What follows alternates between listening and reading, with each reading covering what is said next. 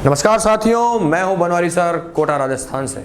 दोस्तों, श्री जी क्लासेस के online platform पर आपका हार्दिक अभिनंदन है और तहे दिल से स्वागत है।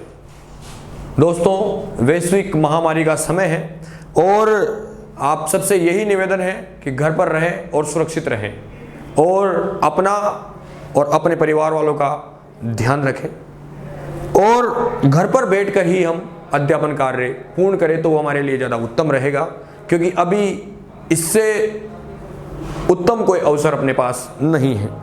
तो दोस्तों, हम राजस्थान कला संस्कृति के बारे में यहाँ पर बात कर रहे हैं और राजस्थान कला संस्कृति यानी आर्ट एंड कल्चर में मैं एक नया टॉपिक आप लोगों को पढ़ाने जा रहा हूँ, जो रिट, पटवार, पुलिस, सब इंस्पेक्टर राजस्थान की लगभग सभी परीक्षाओं में, सभी क्या लगभग सभी में है, और उस टॉपिक का नाम है राजस्थान में दुर्ग। तो दोस्तों, यहाँ पर राजस्थान में दुर्ग के बारे में हम बात कर रहे हैं। तो राजस्थान में दुर्ग मैंने यहाँ पर टॉपिक लिख दिया। टॉपिक का नाम है मित्रों राजस्थान में दुर्ग। तो यहाँ पर लिख दिया राजस्थान में दुर्ग के बारे में हम बात करें। राजा महाराजा जो होते थे वो अपने रहने के लिए, अपने राज परिवार के लिए और अपने सभी सैनिकों के लिए विशेष रूप से बहुत विशाल दुर्ग किले बनवाया करते थे। तो उन दुर्गों के बारे में हम यहाँ पर बात करेंगे। बड़ा मेजर टॉपिक है और हर कंपटीशन में ये विशेष रूप से पूछा जाता है। 100% किसी न किसी एग्जाम में इसका क्वेश्चन जरूर आएगा। तो यहाँ पर हम राजस्थान में जब दुर्गों के बारे में बात करें तो राजस्थान में दुर्गों को हमने 9 प्रकारों में विभाजित किया है। कितने प्रकारों में? 9 प्रकारों में विभाजित किया है।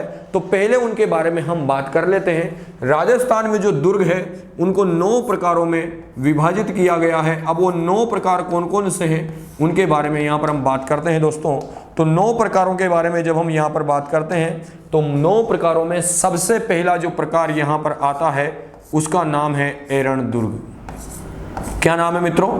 एरण दुर्ग। यानी यहाँ पर हम एरण दुर्ग के बारे में जब बात करते हैं तो एरण दुर्ग के बारे में जब मैंने आपसे कहा कि ये क्या होता है, तो जिस दुर्ग के आसपास खाई हो, कांटोयुक्त स्थान हो, तो ऐसे दुर्ग को हम किस नाम से जानते हैं? एरण दुर्ग के नाम से जानते हैं। यानी एरण दुर्ग जो है इसके आसपास या तो खाई मिलेगी, क्या मिलेगी मित्रों? खाई, या फिर कांटोयुक्त स्थान मिलेगा। तो खाई और कांटोयुक्त स्थान के बारे में जब बात करते हैं तो ऐसे दुर्ग को हम एरण दुर्ग के नाम से जानते हैं। राजस्थान में एक दुर्ग जिसे रणथंबोर के नाम से जाना जाता है, वह दुर्ग इसी श्रेणी में आता है। कौन सा दुर्ग? एरण दुर्ग। फिर यहां पर जब हम आगे बात करते हैं मित्रों तो दूसरे नंबर पर आता है और वो है पारीख दुर्ग। तो दूसरा मैंने नाम लिख दिया यहां पर और वो दूसरा नाम है पारीख। और पारीख के बारे में जब हम बात करते हैं तो वह दुर्ग जिसके चारों तरफ खाई हो। क्या हो? जिसके चारों तरफ खाई हो। तो ऐसे दुर्ग जो है वो कौन सी श्रेणी में आते हैं? तो वो जो है पारीख दुर्ग की श्रेणी में आते हैं। और हमारे राजस्थान में मिट्टी से बना हुआ एक दुर्ग जो संपूर्ण राजस्थान में अपनी प्रसिद्धि के लिए जाना जाता है वो है लोहागढ़ दुर्ग, जो भरतपुर में है। उसको इसी श्रेणी में सम्मिलित किया गया है। कौन सा दुर्ग है मित्रों? लोहागढ़ दुर्ग। और ये लोहागढ़ दुर्ग अपने को कहां पर मिलेगा? भरतपुर में मिलेगा। एरण दुर्ग की हम बात कर रहे थे तो इसका एग्जाम्पल हम बता रहे थे रणथंबोर दुर्ग। दूसरा जो है वो है पारीख दुर्ग, खाई युक्त स्थान है। लोहागढ़ इसका सबसे उत्तम जो है उदाहरण माना जाता है। फिर आगे हम बात करते हैं मित्रों तो तीसरा आता है पारिध। तो तीसरे नंबर पर जब हम बात करें तो यहां पर एक नाम आता है पारिध दुर्ग। और पारिध दुर्ग के बारे में जब हम बात करें तो पारिध दुर्ग दरअसल में होता क्या है? तो पारिध के बारे में जब अपन बात करें तो ईंट पत्थरों से मजबूत परकोटे से बने हुए दुर्ग जो है वो कौन सी श्रेणी में आते हैं? पारिध दुर्ग की श्रेणी में आते हैं। ईंट और मजबूत पत्थरों से, यानी ईंट और पत्थर का प्रमाण मिलेगा। किसका प्रमाण मिलेगा दोस्तों? ईंट और पत्थर का प्रमाण मिलेगा। तो वो जो है वो कौन सी श्रेणी में शामिल किए गए हैं? वो पारिध की श्रेणी में शामिल किए गए हैं। जैसे हमारे राजस्थान में एक दुर्ग है जो अपनी आस्था, अस्मिता के लिए, अपनी शान के लिए, सबके लिए जाना जाता है, वो है चित्तौड़ दुर्ग। और उस चित्तौड़ दुर्ग को जिस श्रेणी में रखा गया है वो पारिध दुर्ग ही आता है। चौथे नंबर पर हम यहाँ पर बात करते हैं दोस्तों। पहले पर एरण लिखा, दूसरे पे पारीख लिखा, तीसरे पे पारिध लिखा, चौथे पे हम लिखते हैं दोस्तों वन। और वन दुर्ग जो है इसे ओरण के नाम से भी जाना जाता है, यानी वन दुर्ग या ओरण दुर्ग के नाम से भी जाना जाता है। तो यहाँ पर हमने वन या ओरण के बारे में जब हम बात करते हैं दोस्तों, तो मैंने आपको बताया जिसके चारों तरफ क्या होगा, वन हो यानी जंगल होगा, और सिवाना दुर्ग जो है वो इसी श्रेणी में माना जाने वाला दुर्ग है। कौन सा दुर्ग है मित्रों? सिवाना दुर्ग जो है वो इसी श्रेणी में माना जाने वाला दुर्ग है। बात कर रहे हैं राजस्थान में दुर्गों के प्रकार की, और हमने कह दिया कि राजस्थान में अलग अलग विद्वानों ने अलग अलग तर्क दिए हैं, लेकिन अपने को यहाँ पर सामान्य बात करनी है। तो सामान्य बात में तो हमने कह दिया कि दुर्गों को हम कितने भागों में बांटते हैं, हम 9 प्रकारों में बांटते हैं। तो यहाँ पर हमने पहला नाम लिखा एरण, खाई कांटों युक्त स्थान वाले दुर्ग जो है वो इस श्रेणी में रखे जाएंगे। राजस्थान में रणथंबोर सवाई माधोपुर दुर्ग इसी श्रेणी में रखा गया है। पारिक के बारे में बात करें तो खाई वाले स्थान लोहागढ़ भरतपुर को इसी श्रेणी में रखा गया है। पारिद ईंट और पत्थरों के स्थान वाले के बारे में बात करें तो चित्तौड़ को इस श्रेणी में रखा गया है। वन ओरण सिवाना दुर्ग के बारे में बात करें तो यहाँ पर जंगल वाला क्षेत्र आएगा। अब आगे हम बात कर रहे हैं किसके बारे में दोस्तों? राजस्थान में दुर्गों के बारे में बात कर रहे हैं, और इन दुर्गों के प्रकार हम आपको बता रहे हैं। 4 प्रकार यहाँ पर मैंने आपको बता दिए। अब आगे हम चलते हैं, तो आगे जब हम बात करते हैं तो यहाँ पर ये तो 4 नंबर हो गए। अब 5वें नंबर पर हम बात करते हैं। कौन से नंबर पर बात करते हैं दोस्तों? 5वें नंबर पर जब हम बात करते हैं तो 5वें नंबर पर आता है दोस्तों धानवन दुर्ग। कौन सा दुर्ग आता है? धानवन। और 5वां नंबर जब हम यहाँ पर लिखते हैं तो 5वें नंबर की हम बात कर रहे हैं मित्रों, तो 5 पर मैंने नाम लिख दिया धानवन दुर्ग। 5वें नंबर पर मैंने क्या नाम लिख दिया दोस्तों? धानवन दुर्ग नाम रख दिया। और धानवन के बारे में बात करें तो रेगिस्तान वाले क्षेत्र में, यानी जिसके आसपास रेत दर्शाई गई हो, रेत के ऊंचे टीले दर्शाए गए हो, ऐसे दुर्ग को इसी श्रेणी में रखा गया है। और राजस्थान में जैसे ही रेत की बात आती है, एक जिला, एक दुर्ग हमारी आंखों के सामने एक प्रतिबिंब बनाता है दोस्तों, और उस दुर्ग का नाम है जैसलमेर दुर्ग। तो यहाँ पर उदाहरण के बारे में हम बात करते हैं तो कौन सा दुर्ग आएगा? जैसलमेर दुर्ग आएगा। कौन सा दुर्ग आएगा? जैसलमेर दुर्ग आएगा। तो धानवन दुर्ग जो है ये रेत और जो ईंट की चोटियां हैं, ईंट के टीले हैं, उनको दर्शाता है। फिर आगे बात करते हैं तो 6ठे नंबर पर आता है मित्रों जल या ओदक दुर्ग। और जल या ओदक के बारे में जब हम बात करते हैं तो मैं आपको बता दूं, जल या ओदक दुर्ग के बारे में हम बात करते हैं तो जिस दुर्ग के 3 तरफ पानी माना गया है कम से कम, वो दुर्ग राजस्थान में जल दुर्ग की श्रेणी में आता है। राजस्थान में जब जल दुर्ग की विशेष बात की जाती है, राजस्थान में जब जल दुर्ग की विशेष बात की जाती है तो ऐसे तो गागरोन को राजस्थान का सबसे प्रमाणित जल दुर्ग माना जाता है। क्यों? काली सिंध और राहु नदियों के संगम पर बना है। हालांकि 12 जिले में शेरगढ़ दुर्ग जो परवन नदी के किनारे, उसको भी जल दुर्ग की श्रेणी में माना है। भैंसरोडगढ़ जो चंबल और बामनी नदियों के संगम पर बना है, उसे भी जल दुर्ग की श्रेणी में माना गया है। लेकिन राजस्थान में सबसे ऑथेंटिक और प्रमाणित जल दुर्ग या ओदक दुर्ग जिसे माना जाता है वो गागरोन है। और ये वही गागरोन है दोस्तों जहां पर हीरामन तोते के वंशज आज भी मिलते हैं। और वो हीरामन तोता कोई और नहीं है भैया, रानी पद्मिनी की कहानी को बताने वाला जो तोता था वो हीरामन तोता, जिसे हम अलेक्जेंड्रिया पैराकिड्स, आकाश लोचन, हैया तोता के नाम से भी जानते हैं। उसके वंशज जहाँ पर हमें मिलते हैं वो कोई और स्थान नहीं है। वो कौन सा स्थान है मित्रों? वो गागरोन है। और ये गागरोन जो है राजस्थान का एकमात्र दुर्ग है जो जल दुर्ग की श्रेणी में तो आ रहा है प्रमाणित रूप से, लेकिन मुकुंदरा नाम की चट्टान पर बिना नींव के खड़ा हुआ अगर कोई स्वाभिमान से दुर्ग है तो वो गागरोन दुर्ग है जो झालावाड़ में है। फिर आगे बात करते हैं दोस्तों 7वें नंबर पर जब हम यहाँ पर चलते हैं, 7वें नंबर पर जब हम यहाँ पर चलते हैं तो नंबर आता है भैया गिरी दुर्ग। और गिरी नाम से ही पता लग रहा है, गिरी किसको कहते हैं मित्रों? गिरी पहाड़ी को कहते हैं। तो गिरी दुर्गों में से तो कई दुर्ग है राजस्थान में, अधिकतम दुर्ग जो है वो पहाड़ियों पर ही बनाए जाते थे, जो सुरक्षा की दृष्टि से उत्तम माने जाते थे। क्योंकि जब दूर दराज से सेना आ रही होती थी तो हम ऊपर से निगरानी रख करके दुश्मन का आसानी से पता लगा सकते थे और हमारा आक्रमण जो है वो वहाँ पर सकारात्मक होता था। तो गिरी दुर्ग के बारे में हम बात करें तो यहाँ पर एक नाम आता है कुंभलगढ़। और ऊंचाई के मामले में बात की जाए तो कुंभलगढ़ दुर्ग जो है राजस्थान में अधिक ऊंचा माना जाता है। और ऐसा इसके बारे में कहते हैं विद्वान दोस्तों कि राजस्थान में ये दुर्ग ऐसा दुर्ग है जिसको देखने से सिर की पगड़ियां तक नीचे गिर जाती है भैया। तो वो कोई और नहीं है, वो कौन सा दुर्ग है मित्रों? वो कुंभलगढ़ दुर्ग है। कौन सा दुर्ग है वो? कुंभलगढ़ दुर्ग है। तो यहाँ पर गिरिदुर्ग की बात की जाए तो कौन सा नाम आता है? कुंभलगढ़ नाम आता है। फिर आगे बात करें तो अगला जो आता है दोस्तों 8वें नंबर पर, और 8वें नंबर पर हमने लिख दिया भैया सैन्य दुर्ग। और सैन्य दुर्ग की जब बात की जाए तो जहां पर सेना जो है हमेशा उपस्थित हो, और चित्तौड़ को इस श्रेणी में रखा जाने वाला सबसे बड़ा दुर्ग माना गया है, जहां पर सैनिक हमेशा युद्ध के लिए तत्पर और तैयार माने जाते थे। तो वो कौन सा दुर्ग है? सैन्य दुर्ग है। और इस सैन्य दुर्ग में हमने चित्तौड़ दुर्ग को शामिल किया है, जिसकी चर्चा हम थोड़ी देर बाद यहाँ पर हम करेंगे। 9वें नंबर पर बात करते हैं दोस्तों, तो 9वें नंबर पर आता है सहाय दुर्ग। और सहाय दुर्ग के बारे में बात करें तो सहाय का मतलब ही साथ देना होता है, यानी जिसमें बंधुजन लोग, लड़ने वाले योद्धा, सभी कर्मी जो वहां पर उपस्थित है वो हमेशा साथ देने वाले हो। तो वो दुर्ग जो है वो कौन सी श्रेणी में आता है दोस्तों? वो सहाय दुर्ग की श्रेणी में आता है। तो हमने यहाँ राजस्थान में मिलने वाले 9 दुर्गों के बारे में बात की है। राजस्थान में मिलने वाले 9 दुर्गों के बारे में हमने यहाँ पर बात की है। राजस्थान में मिलने वाले 9 दुर्गों के बारे में यहाँ पर बात की है। तो ये तो राजस्थान में मिलने वाले 9 दुर्ग है दोस्तों। इस मतलब ये 9 दुर्ग है जो श्रेणियों के आधार पर रखे गए हैं कि भाई कौन सी श्रेणी में किस प्रकार के दुर्ग आते हैं। तो राजस्थान में जब हम यहाँ टॉपिक स्टार्ट करते हैं कि राजस्थान में दुर्ग, तो हम सबसे पहला टॉपिक स्टार्ट करते हैं जिसका नाम है दोस्तों चित्तौड़। राजस्थान में यहाँ पर जब दुर्ग की स्टार्टिंग करते हैं तो सबसे पहला जो दुर्ग हम यहाँ पर स्टार्ट करते हैं दोस्तों, तो वो कौन सा दुर्ग स्टार्ट करते हैं? चित्तौड़। तो यहाँ पर हमने लिख दिया भैया पहले नंबर पर जब बात करते हैं तो नाम आ गया मित्रों चित्तौड़ दुर्ग।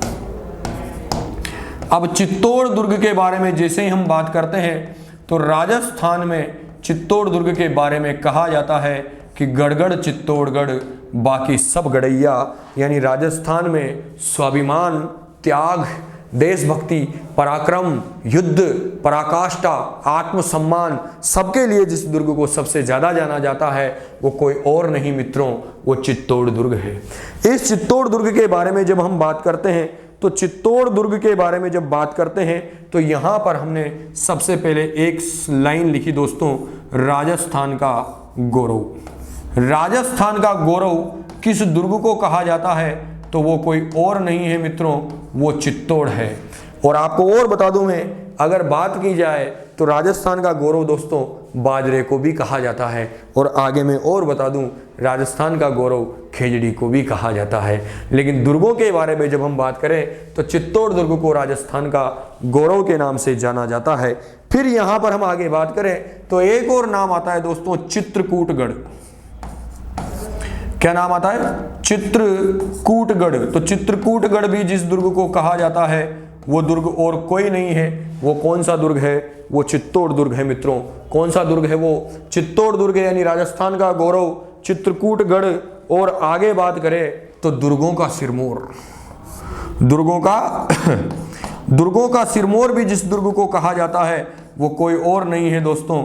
वो कौन सा दुर्ग है? वो चित्तौड़ दुर्ग है। यानी दुर्गों का सिरमौर भी किसे कहा जाता है? चित्तौड़ को कहा जाता है। आगे और बात करें भैया, मालवा का प्रवेश द्वार जिस दुर्ग को कहा जाता है वो कोई और नहीं है मित्रों, वो भी कौन सा दुर्ग है? वो भी चित्तौड़ दुर्ग है। मालवा का प्रवेश द्वार जिस दुर्ग को कहा जाता है तो वो भी चित्तौड़ दुर्ग है। मालवा का प्रवेश द्वार जिस दुर्ग को कहा जाता है वो भी चित्तौड़ दुर्ग है। आगे और बात करें तो यहाँ पर मैंने लिख दिया किसके बारे में हम बात कर रहे हैं दोस्तों? यहाँ पर मैंने लिख दिया दक्षिण पूर्वी राजस्थान का प्रवेश द्वार भी जिस दुर्ग को कहा जाता है, दक्षिण पूर्वी राजस्थान का प्रवेश द्वार भी जिस दुर्ग को कहा जाता है वो दुर्ग और कोई नहीं है मित्रों। वो कौन सा दुर्ग है? वो चित्तौड़ दुर्ग है। कौन सा दुर्ग है? वो चित्तौड़ दुर्ग है। आगे और बात करें भैया, राजस्थान के सभी दुर्गों में महादुर्ग की श्रेणी जिस दुर्ग को दी गई है वो कौन सा दुर्ग है दोस्तों? वो भी चित्तौड़ दुर्ग है। और राजस्थान का सबसे बड़ा लिविंग फोर्ट का मतलब जहां पर लोग रहते हैं, तो सबसे बड़ा लिविंग फोर्ट जो है वो भी चित्तौड़ है। और दूसरे नंबर पर हम बात करते हैं दोस्तों, तो वो जो है वो कोई और नहीं, वो जैसलमेर है। यानी राजस्थान के बारे में हम यहाँ पर बात कर रहे हैं दोस्तों, चित्तौड़ दुर्ग के बारे में। राजस्थान का गौरव, चित्रकूटगढ़, दुर्गों का सिरमौर, मालवा का प्रवेश द्वार, दक्षिण पूर्वी राजस्थान का प्रवेश द्वार, महादुर्ग और लिविंग फोर्ट जिसे कहा गया है, वो दुर्ग कौन सा है? तो वो चित्तौड़ दुर्ग है। अब इस चित्तौड़ दुर्ग के बारे में जब हम आगे बात करते हैं मित्रों, चित्तौड़ के बारे में हम बहुत इंपॉर्टेंट टॉपिक है, बड़े काम का टॉपिक है। राजस्थान में दुर्ग यानी चित्तौड़ दुर्ग जो है बहुत इंपॉर्टेंट टॉपिक है, 100% हमारे काम में आएगा और हर पेपर में, हर एग्जाम में इसके बारे में बात की जाती है मित्रों, इसके बारे में पूछा जाता है। तो चित्तौड़ की हम शुरुआत करते हैं, इसकी क्या कहानी रही है, क्या दास्तां हमारे चित्तौड़ दुर्ग की रही है, तो उसके बारे में हम यहाँ पर बात करते हैं। किसके बारे में हम बात कर रहे हैं दोस्तों? यहाँ पे चित्तौड़ दुर्ग के बारे में हम यहाँ पर बात कर रहे हैं। तो चित्तौड़ दुर्ग की जब हम शुरुआत करते हैं तो यहाँ पर हम चित्तौड़ दुर्ग का इतिहास जानते हैं दोस्तों, कि इस चित्तौड़ दुर्ग का प्रारंभ कब से और कहाँ से माना जाता है। तो एक पठार है दोस्तों जिसका नाम है मेसा का पठार। क्या नाम है मित्रों? मेसा का पठार।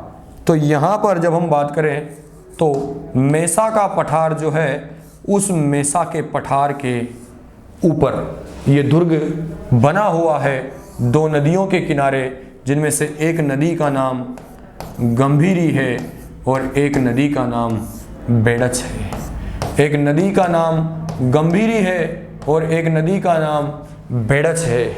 मेसा के पठार पर गंभीरी और बेड़च नदियों के किनारे बना हुआ जो दुर्ग है वो चित्तौड़ दुर्ग है। और इस दुर्ग को जब देखा जाता है तो राजस्थान में ब्लू व्हेल, जो ब्लू व्हेल मछली होती है दोस्तों, नाम सुना होगा आप लोगों ने, ब्लू व्हेल जो है, ब्लू व्हेल के जैसा दिखाई देने वाला जो दुर्ग है वो कोई और नहीं है, वो चित्तौड़ दुर्ग है। कौन सा दुर्ग है? वो चित्तौड़ दुर्ग है। यानी इसका आकार व्हेल मछली के समान माना जाता है। इस दुर्ग की लंबाई के बारे में जब हम बात करें तो ये लगभग 8 किलोमीटर लंबा है। लंबाई के बारे में बात करें मित्रों तो लंबाई कितनी मानी गई है? लगभग 8 किलोमीटर मानी गई है। और चौड़ाई के बारे में जब हम बात करते हैं दोस्तों तो इसकी चौड़ाई जो है लगभग 2 किलोमीटर मानी गई है। कितनी मानी गई है? चौड़ाई 2 किलोमीटर मानी गई है। लंबाई 8 किलोमीटर मानी गई है और चौड़ाई 2 किलोमीटर मानी गई है। कौन से दुर्ग की हम बात कर रहे हैं? चित्तौड़ के बारे में जब हम बात करते हैं दोस्तों तो यहाँ पर हम इसके बारे में बताते हैं। इस चित्तौड़ की जब शुरुआत होती है मित्रों, किसकी शुरुआत होती है? चित्तौड़ की जब शुरुआत होती है तो जैसे हम चित्तौड़ के बारे में बात करते हैं दोस्तों, तो मैं आपको बता दूं, राजस्थान में चित्तौड़ दुर्ग जो है, कौन सा दुर्ग है? चित्तौड़ दुर्ग जो है, इसके बारे में अलग अलग विद्वान अलग अलग विशेष रूप से जानकारियां देते हैं। आरपीएससी ने भी इसके बारे में प्रश्न पूछा और वो प्रश्न भी जो है वो थोड़ा सा लोगों को डाउटफुल रहा। 2 व्यक्तियों के नाम जो है वो अपने को पुस्तकों में मिलते हैं। तो दोस्तों वो दोनों ही नाम मान्यता प्राप्त है, ऐसा नहीं है कि एक नाम गलत है, वो दोनों ही नाम सही है। तो उनके बारे में यहाँ पर हम बात करते हैं। तो यहाँ पर जब हम बात करते हैं तो एक नाम आता है भैया चित्रांग और एक आता है चित्रांगंद। तो यहाँ पर एक नाम तो आता है चित्रांग, एक नाम क्या आता है दोस्तों? चित्रांग नाम आता है और दूसरा नाम आता है चित्रांगंद। यानी चित्रांग ओब्लिक चित्रांगंद, चित्रांग ओब्लिक चित्रांगंद मौर्य ने बनवाया। अब ये प्रश्न आएगा परीक्षा में तो कभी भी दोनों ऑप्शन एक साथ नहीं आएंगे, क्योंकि अब आरपीएससी हो चाहे कोई सा भी पेपर हो उसमें विवादास्पद प्रश्न नहीं पूछे जाते हैं। चित्रांगन मौर्य ने करवाया, ठीक है। तो बहुत सारी पुस्तकों में ये अलग अलग विवादास्पद मामला मिल जाता है, तो इसलिए इस बात का ध्यान रखना कि ऐसे विवादित प्रश्न कब परीक्षा में प्रश्न नहीं पूछे जाते हैं। आगे हम बात करते हैं दोस्तों इसके बारे में। तो गुहिल वंश के एक राजा थे भैया जिनका नाम था बप्पा रावल, और उस बप्पा रावल ने एक शासक जिसका नाम था मान मौर्य, तो उस मान मौर्य को पराजित करके किसने? बप्पा रावल ने। किसकी बात कर रहे हैं दोस्तों? बप्पा रावल ने, जिसे कालभोज के नाम से भी हम जानते हैं। तो बप्पा रावल जो भाई साहब हुए हैं बप्पा रावल शासक हुए हैं राजस्थान में मेवाड़ के गुहिल वंश के, तो इन्होंने 734 में, कब की बात है मित्रों, 734 ईस्वी यानी लगभग 8वीं शताब्दी में एक शासक को पराजित किया जिसका नाम मानमौर्य था, और उस मानमौर्य को पराजित करके इस दुर्ग को जीत लिया था। और वो दुर्ग और कोई नहीं था, वो दुर्ग था अपना चित्तौड़। कौन सा दुर्ग था दोस्तों? चित्तौड़ दुर्ग। अब चित्तौड़ के बारे में हम बात करते हैं तो इस दुर्ग के बारे में जब बात करते हैं भैया, तो राजस्थान में किलों की क्षेत्रफल की दृष्टि से अगर देखा जाए तो इस दुर्ग का आकार बड़ा माना जाता है। और वो कौन सा है? चित्तौड़ दुर्ग। इसीलिए कहा जाता है कि गढ़गढ़ चित्तौड़गढ़ बाकी सब गढ़ैया, क्योंकि इसका इतिहास भी बड़ा रहा है और और स्वाभिमान के लिए भी ये जाना जाता है। आगे और कोई खास बात इसके बारे में जब हम यहाँ बात करते हैं, साकों की भी बात करेंगे, तो यहाँ पर जब हम आगे बात करते हैं दोस्तों, तो राजस्थान में सबसे बड़ा लिविंग फोर्ट जो है वो भी इसी को माना गया है। और दूसरे नंबर पर जब बात करें राजस्थान में खेती यानी कृषि के बारे में जब बात की जाए, तो राजस्थान में कृषि जिस दुर्ग में होती है वो दुर्ग और कोई नहीं है, वो चित्तौड़ है। यानी यहाँ पर हमने लिख दिया इस दुर्ग में कृषि की जाती है, इस दुर्ग में कृषि की जाती है। इस दुर्ग में क्या की जाती है दोस्तों? कृषि की जाती है। यानी यहाँ पर हमने लिख दिया इस दुर्ग में कृषि की जाती है, क्योंकि चित्तौड़ वाला जो क्षेत्र है प्राचीन समय में और आज भी अफीम के उत्पादन में काफ़ी बड़ा स्थान रखता है। और अफीम को राजस्थान में शौक के लिए प्राचीन समय में उपयोग में लिया जाता था। आज भी मारवाड़ जैसे क्षेत्रों में मान मनुहार नाम से एक प्रथा है, तो वहाँ पर अफीम जो है वो खिलाकर मेहमानों का लोग स्वागत करते हैं। तो ऐसी परंपराएं जो है अफीम की खेती की जाती थी किसी समय में, और आज भी इस दुर्ग में कृषि की जाती है और आज भी इस दुर्ग में लोग निवास करते हैं यानी रहते हैं, इसलिए इसको लिविंग फोर्ट के नाम से हम जानते हैं। आगे हम बात करें तो दुर्ग के निर्माण के बारे में जब हम बात करते हैं दोस्तों, तो हमने चित्रांगन मौर्य का नाम ले दिया, फिर बप्पा रावल ने इसको जीत लिया। लेकिन इस दुर्ग का आधुनिक निर्माता जिसे कहा गया है, चित्तौड़ दुर्ग का आधुनिक निर्माता जिसे कहा गया है, वो कोई और नहीं है, वो हमारे मेवाड़ के सबसे प्रसिद्ध शासकों में से एक है, जिनको हम महाराणा कुंभा के नाम से जानते हैं। तो यहाँ पर हमने एक लाइन लिख दी, और क्या लाइन लिख दी दोस्तों? इस दुर्ग का आधुनिक निर्माता। तो यहाँ पर हमने लिख दिया इस दुर्ग का आधुनिक निर्माता जिसे कहा जाता है वो कोई और नहीं दोस्तों, वो कौन है? वो महाराणा कुंभा है। यानी यहाँ पर हमने लिख दिया इस दुर्ग का आधुनिक निर्माता जिसे कहा जाता है वो कौन है? तो वो हमारे महाराणा कुंभा है। तो यहाँ पर एक लाइन और लिख दी, इस दुर्ग का आधुनिक निर्माता, इस दुर्ग का आधुनिक निर्माता जिसे कहा गया है। मित्रों, बड़ा काम का प्रश्न है, निर्माण करने वाले कौन थे ये अलग इतिहास है, लेकिन आधुनिक निर्माता के बारे में जब हम बात करें तो वो कौन था मित्रों? वो हमारा महाराणा कुंभा था। तो यहाँ पर महाराणा कुंभा जो है उसको इस दुर्ग का आधुनिक निर्माता कहा गया है। कौन सा दुर्ग है ये? चित्तौड़ दुर्ग है। चित्रांगन मौर्य ने करवाया, बप्पा रावल ने 734 में मान मौर्य से जीता। इस दुर्ग में कृषि की जाती है, प्राचीन समय से की जाती थी और आज भी की जाती है। इस दुर्ग का आधुनिक निर्माता जो है वो किसको कहा गया है मित्रों? वो महाराणा कुंभा को कहा गया है। आगे हम बात करते हैं चित्तौड़ दुर्ग के बारे में। जब हम यहाँ पर बात कर रहे हैं दोस्तों, तो चित्तौड़ राजस्थान की आन बान शान के लिए जाना जाता है। चित्तौड़ राजस्थान के प्रसिद्ध दुर्गों में से एक है। चित्तौड़ दुर्ग के स्वाभिमान की जब बात की जाती है तो इसका स्वाभिमान, इसके गुणगान की बात की जाए तो उसको कहते कहते हम नहीं थकते। राजस्थान के दुर्गों में ये दुर्ग प्रसिद्ध और प्रतिष्ठित दुर्गों की श्रेणी में शामिल किया जाता है मित्रों।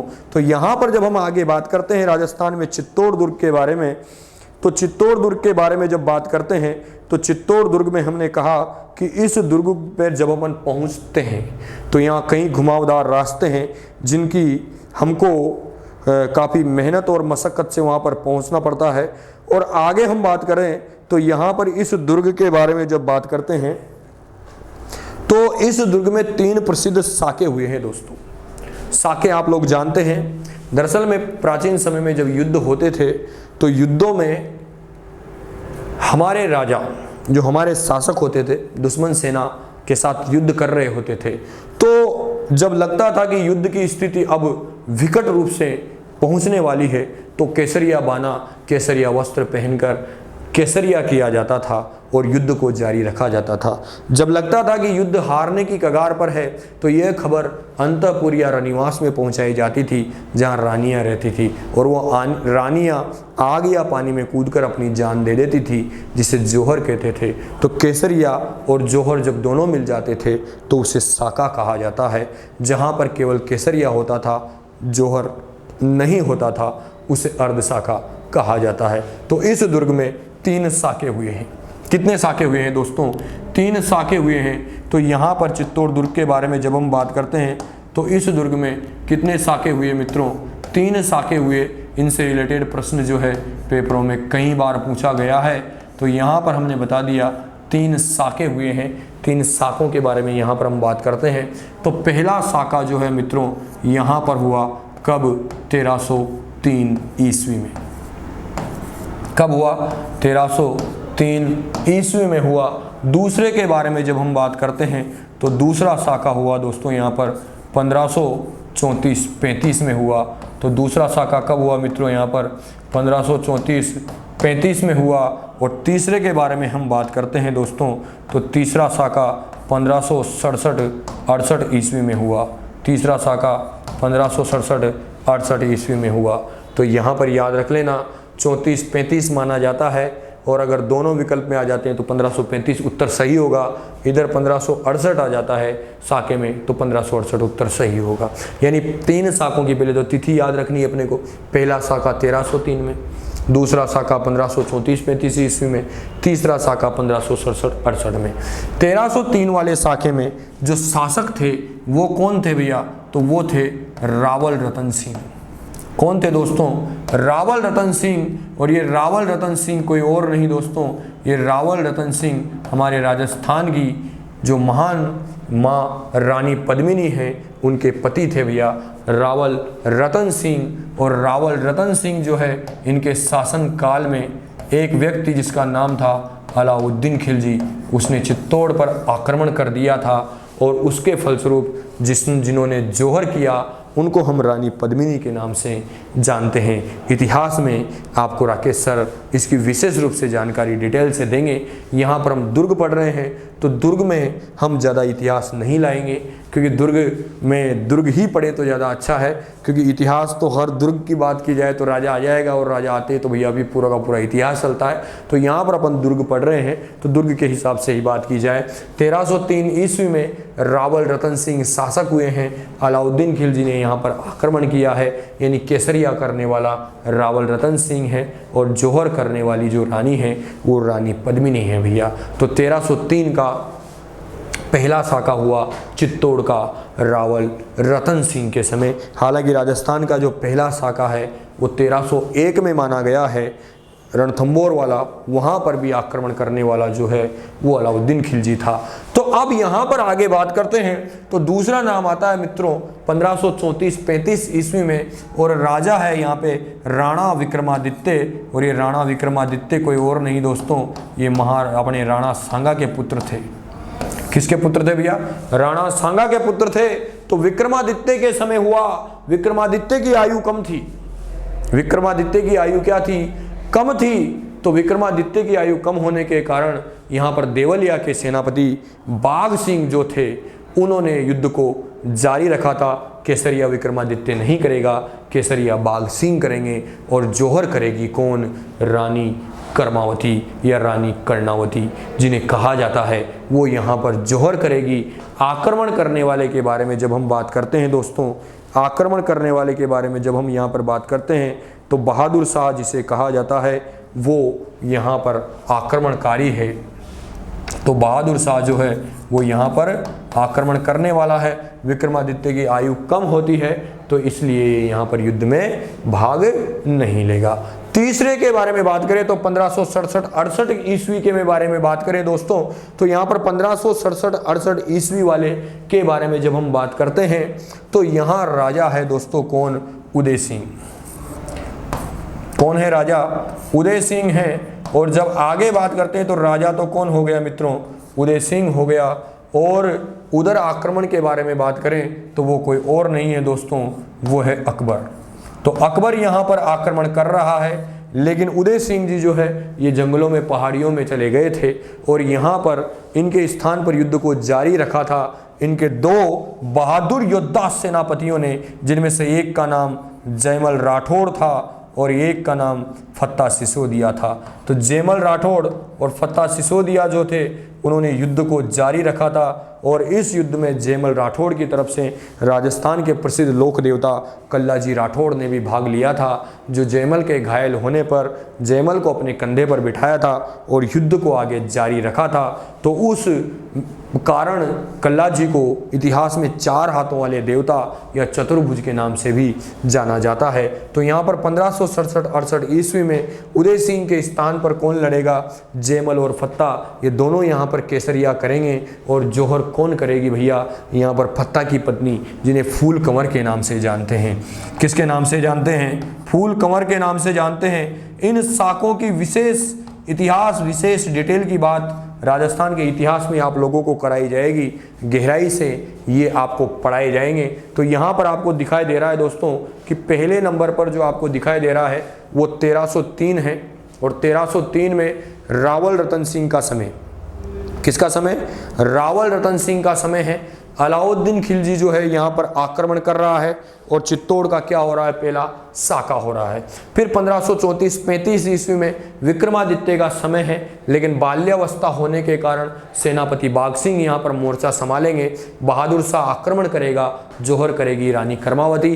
1567-68 ईस्वी में उदय सिंह के स्थान पर लड़ेंगे जयमल राठौड़ और फत्ता सिसोदिया और यहाँ पर आक्रमण करने वाला अकबर है और जोहर करेगी कौन? फूल कंवर, जिन्हें फत्ता की पत्नी माना गया है। तो दोस्तों हम ये बात कर रहे हैं राजस्थान में जिस दुर्ग की बात कर रहे हैं उस दुर्ग का नाम चित्तौड़ है। कौन सा दुर्ग है दोस्तों? चित्तौड़ है। तो चित्तौड़ के बारे में हम यहाँ पर पढ़ रहे हैं। चित्तौड़ राजस्थान के प्रसिद्ध और अपने स्वाभिमान को जानने वाले दुर्गों के रूप में जाने जाते हैं। कौन सा दुर्ग है ये? चित्तौड़ दुर्ग है। अब इसके बारे में कुछ और विशेष बात की जाए दोस्तों, तो मैंने आपसे कहा कि इस दुर्ग में और क्या क्या है, यहाँ पर हम बात करें तो आपको मैं बता दूं दोस्तों कि यहाँ पर 3 साके हुए हैं। कितने साके हुए हैं? 3 साके हुए हैं और उन 3 साकों के बारे में जब हम बात करते हैं तो वो तो हमने बात की, इनको विशेष रूप से डिटेल से राजस्थान के इतिहास में पढ़ाया जाएगा और इस दुर्ग में क्या क्या है उनके बारे में बात करते हैं। तो यहाँ पर चित्तौड़ दुर्ग में और क्या क्या है, तो पहले नंबर पर आता है मित्रों, सबसे पहले नंबर 1 आता है मीरा मंदिर। क्या आता है? मीरा मंदिर। यानी मीरा मंदिर राजस्थान में जिस दुर्ग में है तो वो दुर्ग कौन सा है भैया? वो चित्तौड़ है। मीराबाई को आप जानते हैं भैया, राणा सांगा के पुत्र भोजराज की पत्नी थी और भगवान कृष्ण की अनन्य भक्त और अनन्य प्रेमिका थी, जिनके बारे में कहा जाता है कि जिन्होंने अपनी संपूर्ण जीवन शैली को भगवान कृष्ण त्रिलोकीनाथ जो है उनके प्रति समर्पित कर दी। तो वो मीराबाई का जो मंदिर है वो अपने को कहाँ पर मिलेगा दोस्तों? वो चित्तौड़ दुर्ग में मिलेगा। फिर आगे बात करें तो यहाँ पर दूसरा नाम आता है समिद्धेश्वर मंदिर। दूसरे नंबर पर हमने नाम लिख दिया दोस्तों समिद्धेश्वर मंदिर, और ये मोकल जी के द्वारा बनवाया गया, राणा मोकल, इसलिए इसको मोकल जी का समिद्धेश्वर मंदिर भी कहा जाता है। मोकल जी का समिद्धेश्वर मंदिर भी कहा जाता है। फिर आगे और बात करें तो तीसरे नंबर पर यहाँ पर कालिका माता का मंदिर भी है दोस्तों, कालिका माता का मंदिर भी है। चौथे नंबर पर बात करें तो तुलजा भवानी, बड़ा इंपॉर्टेंट प्रश्न है भैया। तुलजा भवानी जिसका निर्माण करवाने वाला कोई और नहीं था दोस्तों, वही आदमी था बनवीर, जिस बनवीर ने विक्रमादित्य की हत्या की थी और विक्रमादित्य की हत्या के बाद वो जिस व्यक्ति की भी हत्या करना चाहता था वो महाराणा उदय सिंह थे। तो तुलजा भवानी जो है उनका मंदिर भी यहाँ है और शिवाजी महाराज जो है महाराष्ट्र वाले उनकी कुलदेवी या इष्ट देवी के रूप में इन्हें हम पूजते हैं, विद्वान लोग इनको मानते हैं। तो वो तुलजा भवानी का मंदिर भी अपने को कहाँ पर मिलेगा? वो चित्तौड़ में मिलेगा। और आगे बात करें तो आगे और आता है भैया यहाँ पर कुंभ श्याम मंदिर। कुंभ श्याम मंदिर के बारे में जब हम बात करें तो यहाँ पर कुंभ श्याम मंदिर भी जहाँ पर अपने को मिलेगा वो कुंभ श्याम मंदिर जो है वो भी कौन से दुर्ग में है? वो भी चित्तौड़ दुर्ग में है दोस्तों। आगे और बात करें तो तो यहाँ पर आता है भैया श्रृंगार चौरी। श्रृंगार चौरी जो है इसके बारे में बात करें तो श्रृंगार चौरी जो है ये मंदिर भी आपको, जहाँ पर मंदिर ही एक तरह से ये श्रृंगार चौरी जो है ये भी आपको कहाँ पर मिलेगा, ये भी आपको चित्तौड़ में मिलेगा। और बात बता दें आपको कि यहाँ पर जो कुंभा की पुत्री थी रमाबाई, जिन्हें वागीश्वरी के नाम से भी जाना जाता है, संगीत की जो सम्राट मानी जाती थी, तो उनका विशेष उल्लेख मिलता है। श्रृंगार चौरी जो है वो भी कहाँ पर मिलेगा दोस्तों, वो भी चित्तौड़ में मिलेगा। फिर आगे बात करें तो यहाँ पर रानी पद्मिनी का महल, तो रानी पद्मिनी का महल जो है वो भी अपने को कहाँ पर मिलेगा, वो इसी दुर्ग में मिलेगा। कौन से दुर्ग में मिलेगा, चित्तौड़ दुर्ग में मिलेगा। यानी पद्मिनी महल जो भी है वो भी कहां पर मिल रहा है अपने को, चित्तौड़ दुर्ग में मिल रहा है। तो चित्तौड़ दुर्ग में हमने आपको बता दिया दोस्तों, सबसे पहले नंबर पर मीरा मंदिर, दूसरे नंबर पर समिद्धेश्वर मोकल जी का मंदिर, कालिका माता का मंदिर, तुलजा भवानी का मंदिर, कुंभ श्याम जी का मंदिर, श्रृंगार चौरी, पद्मिनी महल और पद्मिनी तालाब भी यहाँ पर विशेष रूप से मिलता है। कौन सा तालाब है मित्रों, पद्मिनी तालाब। कौन से दुर्ग के बारे में हम बात कर रहे हैं यहाँ पर, चित्तौड़ दुर्ग के बारे में हम बात कर रहे हैं, चित्तौड़ के इतिहास के बारे में हम यहाँ पर बात कर रहे हैं। और इस चित्तौड़ दुर्ग के बारे में हमने यहाँ पर ये बात की है। अब इसके बाद इस दुर्ग में दो बड़ी इमारतों का उल्लेख आता है जिन्हें विजय स्तंभ और कीर्ति स्तंभ के नाम से जानते हैं, और उनके बारे में हम जानकारी लेंगे दोस्तों अगली क्लास में, नेक्स्ट वीडियो में। अभी चित्तौड़ दुर्ग समाप्त नहीं हुआ है और इससे संबंधित प्रश्न भी मैं आप लोगों से कल पूछूंगा, चर्चा करेंगे इसके बारे में। तो मिलते हैं दोस्तों अगले क्लास में, नेक्स्ट वीडियो में। श्रीजी क्लासेज के ऑनलाइन प्लेटफॉर्म में आपका हार्दिक अभिनंदन, तहे दिल से धन्यवाद। जय हिंद, जय भारत।